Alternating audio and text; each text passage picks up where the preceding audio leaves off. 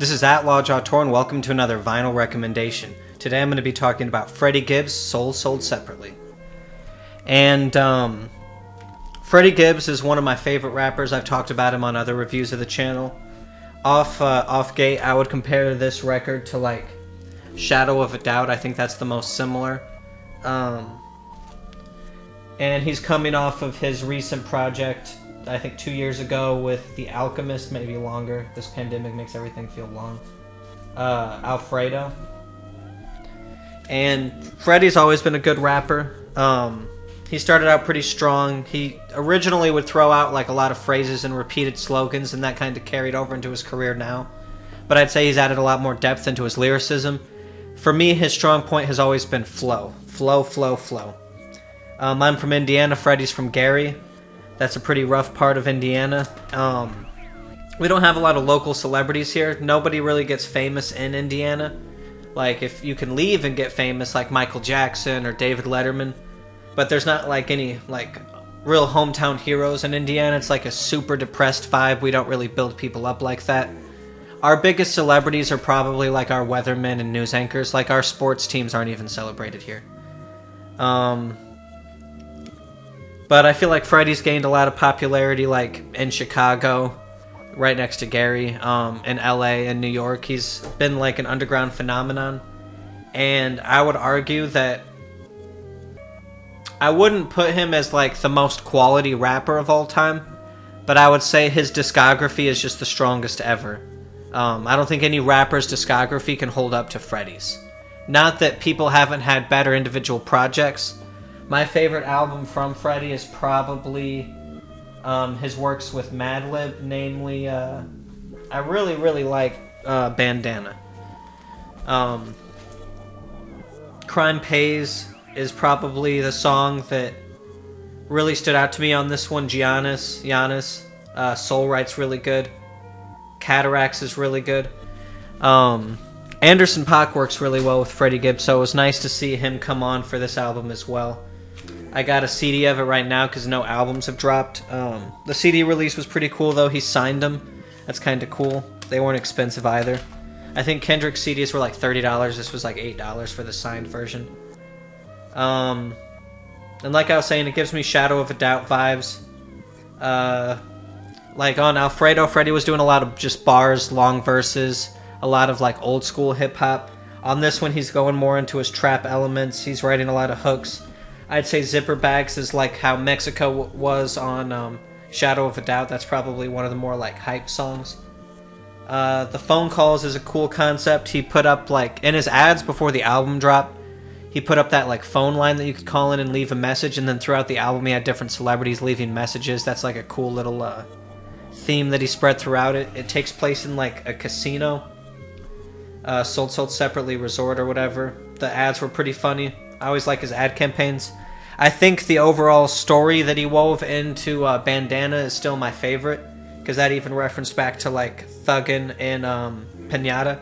That's just a cool motif. I'm really excited for Montana, his upcoming album that he's supposedly working on with Madlib.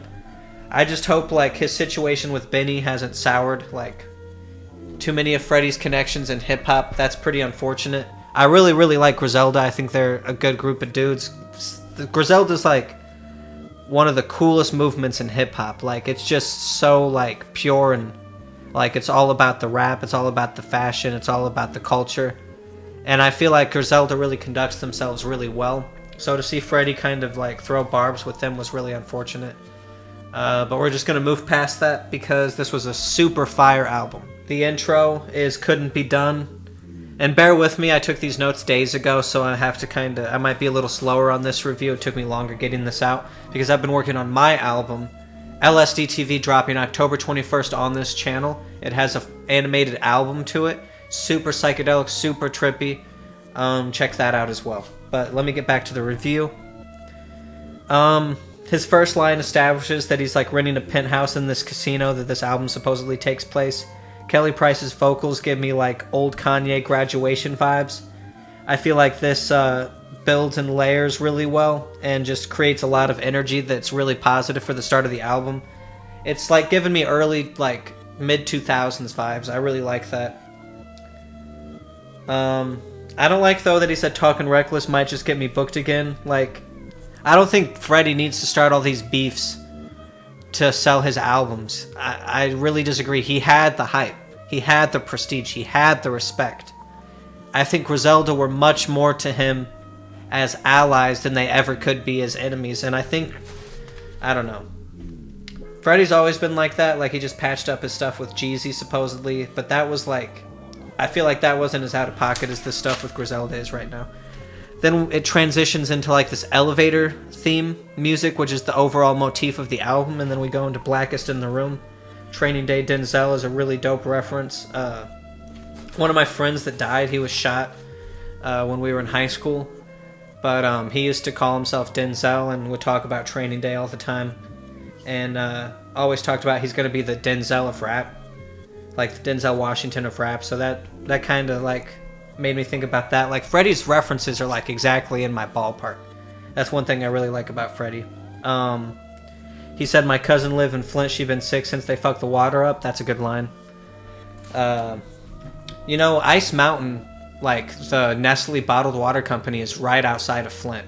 Like, it's funny that like all of the Midwest, like Chicago, Detroit, Indianapolis, Columbus, Cincinnati, we all get our water from like right next to the Flint water crisis. Like the public water, the Nestle bought like a $200 water rights and built this huge factory on top of it. And anybody can get water rights and go and collect the water, but if they have a factory on it, how are you supposed to come and collect the water? So it's kind of shady. Like, they shouldn't really have the ability to build on it like they do and take all the water. But yeah, that's a real line. It really highlights the Midwest. Freddie's really good at representing Gary. I'd say he's like the perfect representation of Gary. Like, everything Freddie says I understand, I just don't like where it's coming from all the time. This is Alchemist production. It's like the album's theme: lobby, elevator, jazz, beat switch is fire. He keeps mentioning that Gary's his hometown more than his other albums. I always like the mentions of Indiana. We don't get a lot of that. Freddie flows are always fluid. People in the, like, what I was writing out here, people in the Midwest, we like blend our words together. Like, go and put that over there, put it in a microwave. Like, go get it. Who's that? Who's eating here? Like, we just kind of mumble our words together naturally. So like, I feel like in rap, when people from the Midwest rap, we use that to our advantage, and we have like, there's a flow to Midwest rappers that other rappers don't have. There's a reason Eminem sounds the way he sounds. There's a reason Tech Nine and Twista sound the way they sound. Yeah, Choppa, the Midwest does Choppa better than any other genre, but Freddie kind of has like fused that with like old school hip hop and like trap into his like unique, I'd call that like the modern Midwest style, like the next level. And that's one thing I'll always give Freddie. Into track 3, Pain and Strife, like, people have been saying this recently on social media, but they're saying Offset is the Beyonce of Migos. Like, people thought it was Quavo, sorry, and it's really Offset. I think that's true. Like, Offset never even stood out in Migos, but like, his features are fire. Like, it makes me think of like IDK's 1995. That was a fire ass feature. This is just a good song. Fred is fire, hooks are fire, Offset goes off, so just great track. Offset blends in with this Freddie album really well. Into one of the better tracks of the album, Zipper Bags. It's almost giving like Mr. Morale and the Big Stepper vibes in the beat at the beginning. I really like Freddie's ad-libs and dubs, and I can relate to this song and message. Leaning on drugs for peace of mind, like, it just rips your soul in half. I think his work outro is fire, like the work. I wish Freddie would slow down and make more like simple traps sometimes. Like, I feel like if he just like he should just make like a bass album with K Tronada or something, like a trap bass like EDM album almost, where he's just like throwing out hooks and like statements. Like, I feel like he would be really dope, like, to make like a hip hop house album. Into Too Much, track 5. This was the lead single. Energy is fire. Winning big in the casino. Moneybag Yo kind of surprised me on this. He was better than I thought he was. Like, he just came in harder. I would have thought he would have gotten buried on a Freddie track, but he had like one of the better features, and I've never really paid attention to him that much. Like, he's okay. I've listened to his albums, But like he really stood out on this project, and I was like, oh, he's dope. This is dope. I don't know. I think he's from Memphis. And I feel like Memphis people can relate to Gary on a level that like, because I've visited there, and it's really kind of depressed, like how like when I think of like areas in my state of Indiana are, it's kind of similar, like really similar in a lot of weird ways. So I don't know, maybe they just had more commonality than we thought, and it just created this synergy. I feel like Freddie picked and chose out of a lot of features. Like I think he had a lot of rappers in the studio, and then he didn't put a lot of features on this album. He's not like The Game that puts every single feature he could possibly get on the album. I feel like Freddie was choosy. Like they said Lil Yachty was in the studio, and there's no Lil Yachty feature, and I can appreciate that. Some people I would like to see on like a Freddie album though would be like Smino, another Midwest artist, would be really dope. But yeah, Freddie just took off. Like if you listen to this right, it'll make you feel like you're levitating. Like if you can rap with Freddie and match his meters and tone, you're floating. It's just floating. And the low end is really clean on this. Into Lobster Omelet, it does another dope lobby music transition into like fine dining music. One thing I will say though, I feel like Rick Ross can't really add anything after Freddie has a flow like that. Like, and that's how I felt like on the Rick Ross Griselda features too. It's like Conway the Machine. Like Rick isn't gonna add anything after Conway's been rapping the whole album. Like it's just gonna sound off. Like he should just do a hook or do an intro or something. Like they're using Rick Ross all wrong. I don't know. Like he doesn't add anything to these tracks. If Freddie's like flowing on some like God level, next level MC fusion shit, we don't need Rick to come in and do 2008 rap. You know what I mean? Or 2012 rap or whatever. Like it just sounds dated. It sounds lame. Like get someone like Lil Wayne that stays current with their flows and with their like progression. Like Rick Ross is stuck in the past. He didn't add anything to these tracks. And I just don't think he can come in and rap. Like just don't have him intro the track. Don't have him come in after Freddie or Conway the Machine raps. That just doesn't work on any of these projects. That's my opinion, but like I don't think Rick Ross is a bad rapper, but like I wouldn't put like, you just don't put certain people after certain people. Like you don't have someone just go off and then have Rick come in and say a few things. Like it doesn't work for me. Into Space Rabbit, I really like the slot machine samples. This is one of my favorites off of the whole album as far as the beat and the production. It's just so tight, and like it has all this ambient little sounds, and Freddie's verses are just like tucked perfectly between the drums, and like this weird ambient synth effect. It's like looping perfectly between these drums. Like it's so clean. The beat should sound messy, but like the production just makes it sound so clean. Into Feel No Pain, given the combo on this song, there's no way it's not fire. Like I have no idea how he even got Raekwon while beefing with like New York rappers. But Anderson .Paak on a Gibbs album is always my favorite. Just like Giannis, Anderson is really good at like gangster rap, really underrated at gangster rap. I feel like he really respects the craft. I've heard Anderson talk in interviews where he really he shows veneration and appreciation for where this is coming from, and he really respects it for what it is. He's not like he knows what it is. You know what I mean? Anderson just brings so much energy, and like I feel like the harp stuff always goes really well with Anderson. That was like reminiscent of his rap album Oxnard. And I like that he says at large. That's funny. That's my name. And the chef is always fire. Like I've never heard a bad Raekwon verse, so I don't know how Freddie pulled that together. He's getting a little like social, like some social commentary on this more than he normally does with like the Bubba Wallace reference and like Justice for Breonna. Like Freddie doesn't normally get that political. Which I mean, yeah, I don't really have anything to say on that. I do like his references like fuck Jeff Sessions, I'm selling my dope with a weapon a little more, like that kind of political stuff from Freddie. But it's nice to see he still stands up for like his community and his people instead of being like this Kanye shit with like the White Lives Matter and all that. Like don't even want to get into all that. Into Rabbit Vision, Justice League is always fire, underrated. I feel like they should have got Larry June on this track. That would have been dope. I really want to hear like Larry June and Freddie rap together. Larry is one of the slow rapping rappers that would actually fit with Freddie. Their deep voices are both deep as fuck.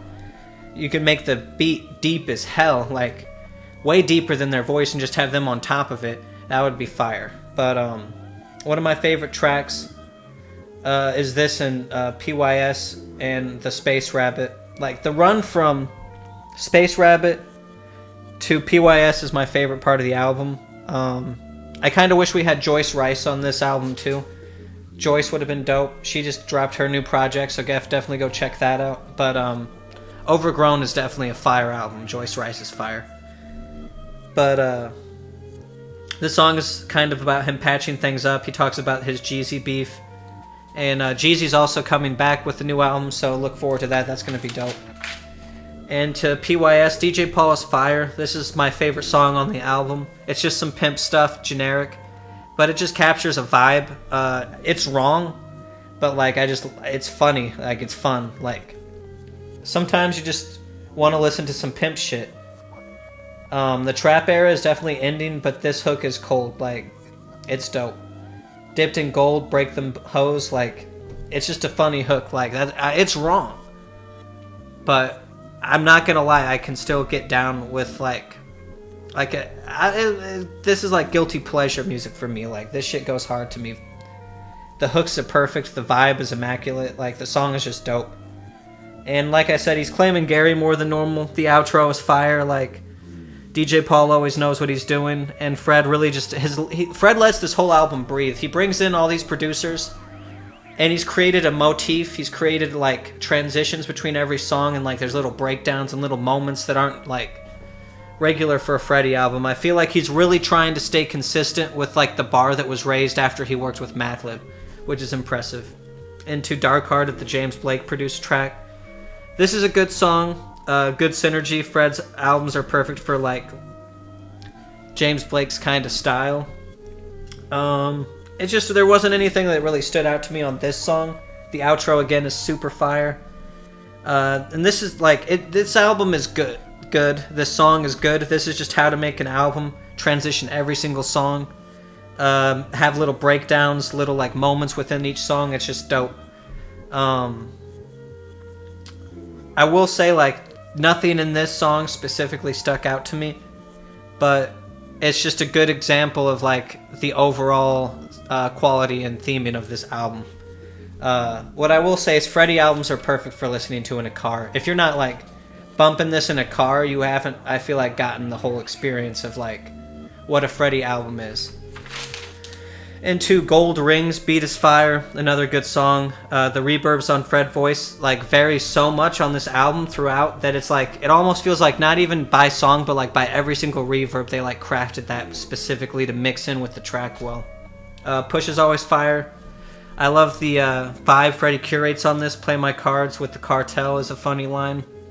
He's never mentioned doing any business with the cartel. I feel like that's all like cap, but I don't think any cartel would work with Freddie just being dead ass honest. Yeah. But into Grandma's Stove, when Jesus started talking on this track, I had this really funny moment where I was like, who's Jesus? Because I thought I like for some reason when they said this is Jesus and I'm listening to a Freddie album, I'm like, what first came to mind is like Kanye with like his Yeezus stuff and like Jeezy, because Jeezy was on my mind. Kanye's been on my mind because he just won't fucking stop. So like when they were like, what's up man, this is Jesus, I'm like, who's Jesus? And then it like immediately I was like, oh, it's Jesus. So yeah, that was funny. It's funny that he mentioned the Appalachians. Fred's verse on this is again fire. He's really self-referential. The whole starting verse of this song is like super high quality. I would say look up the lyrics to this shit, Grandma's Stove, and just like read the lyrics, cause like it's fire.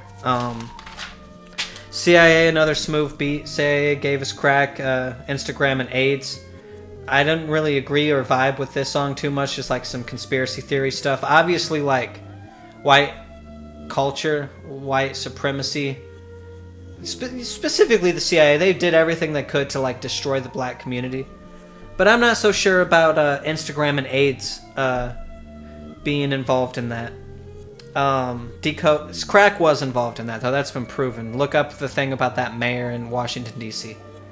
Fred said Scarface was his favorite rapper, so it's nice on the last track to see Scarface and Fred working together finally. The ambience is crazy. Like, I would describe Freddie's style as like Midwestern gangster soul. The keys are crazy. And yeah, that's my notes on all the albums, or on all the songs on the album. I really enjoyed it. I'd say I almost grouped Freddie's albums into a different category. Like, if he works exclusively with a producer like Madlib, I'm gonna judge it more harshly than like something that is like this. This I would kind of group in with like, it's like a better Shadow of a Doubt. It's like him doing a commercial album, and he does it really well. I feel like I used to like Freddie a lot more a few years ago, like as a person. And then slowly it's like, he's really entertaining. He's a great rapper. Probably still my favorite rapper. Second favorite rapper, somewhere around there. Top.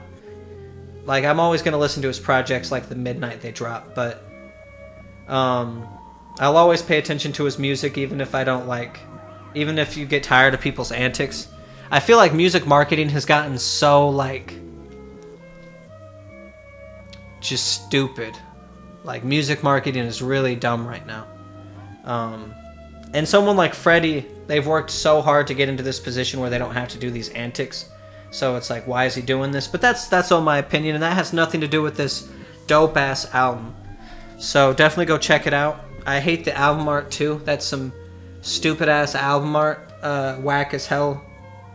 Pink bunny looking at a downed spaceship. I could have painted you a better album cover, Freddie. Like, what's going on? Who did you have paint this? This was done in Photoshop by some, like, high school graduate. What's going on? But, yeah, shout out to Gary, the G. Shout out Indiana. Shout out Mike Tyson. I feel like his singles leading up to this album were better. Like, I like Gang Signs more than any song on this album. I really like Boss Rabbit. I really like Black Illuminati. He was going hard with the singles, so based off of the singles he was releasing, this album was underwhelming, but it was still a good album. I like it a little better than Alfredo, not as much as like Pinata or Bandana. So I'm super looking forward to Montana. And yeah, hip-hop is in a weird place right now. Like, I feel like people like Freddie and Griselda were on such a good trajectory. So for that beef to happen, like, everybody just has like this resounding, like, really? Like, what's going on? So I don't like that part. That kind of, I feel like that soured this whole album drop. Like, and Griselda even dropped an album on the 30th, Kiss the Ring. That was really good. Heavily Conductor produced. Super dope. Conductor Williams is always dope. I think there was a Static Selecta beat on this. No, that was Justice League. He had a lot of good producers on this, though. I don't know. Definitely go check it out when it drops on vinyl. I would recommend buying.